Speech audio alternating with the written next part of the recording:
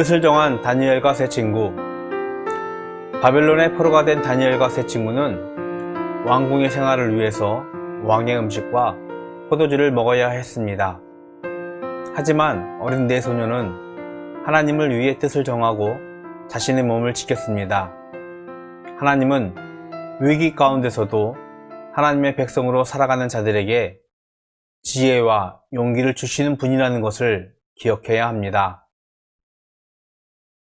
다니엘 1장 8절에서 17절 말씀입니다. 다니엘은 뜻을 정하여 왕의 음식과 그가 마시는 포도주로 자기를 더럽히지 아니하리라 하리라 하고 자기를 더럽히지 아니하도록 환관장에게 구하니 하나님이 다니엘로 하여금 환관장에게 은혜와 공유를 얻게 하신지라. 환관장이 다니엘에게 이르되 내가 내 주 왕을 두려워하노라. 그가 너희 먹을 것과 너희 마실 것을 지정하셨거늘 너희의 얼굴이 초췌하여 같은 또래의 소년들만 못한 것을 그가 보게 할 것이 무엇이냐. 그렇게 되면 너희 때문에 내 머리가 왕 앞에서 위태롭게 되리라 하니라. 환관장이 다니엘과 하나냐와 미사엘과 아사랴를 감독하게 한 자에게 다니엘이 말하되 청하오니 당신의 종들을 열흘 동안 시험하여 채식을 주어 먹게 하고 물을 주어 마시게 한 후에 당신 앞에서 우리의 얼굴과 왕의 음식을 먹는 소년들의 얼굴을 비교하여 보아서 당신이 보는 대로 종들에게 행하소서 하매 그가 그들의 말을 따라 열흘 동안 시험하더니 열흘 후에 그들의 얼굴이 더욱 아름답고 살이 더욱 윤택하여 왕의 음식을 먹는 다른 소년들보다 더 좋아 보인지라. 그리하여 감독하는 자가 그들에게 지정된 음식과 마실 포도주를 제하고 채식을 주니라.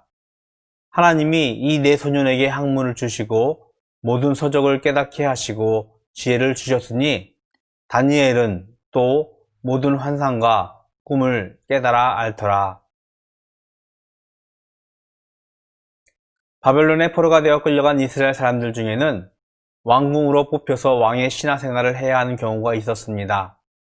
강력한 힘으로 근동아시아를 제패한 바벨론 왕의 식민지 정책 때문이었습니다. 다니엘과 세 친구는 왕궁의 선택을 받아서 갈대아의 교육을 받고 왕궁의 생활을 시작하게 되었습니다. 왕궁에서 생활을 해야 했던 다니엘과 세 친구는 특히 왕이 먹던 왕의 음식을 먹어야 했습니다. 당시 왕의 음식은 이방신에게 드려졌던 제물이었기 때문에 하나님의 백성에게는 적당하지 않았습니다.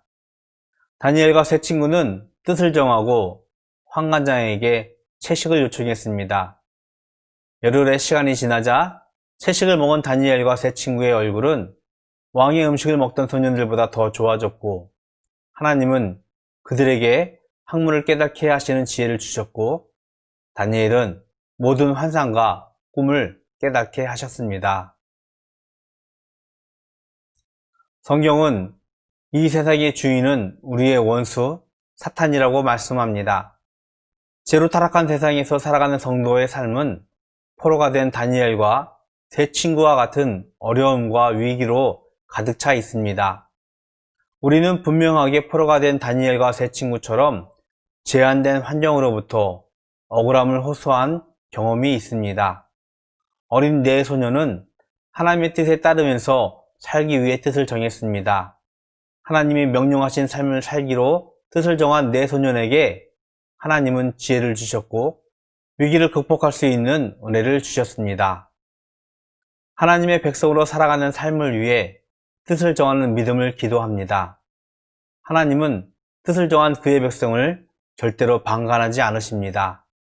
하나님의 지혜와 용기로 세상과 당당하게 맞서며 살아가는 하루가 되길 기도합니다.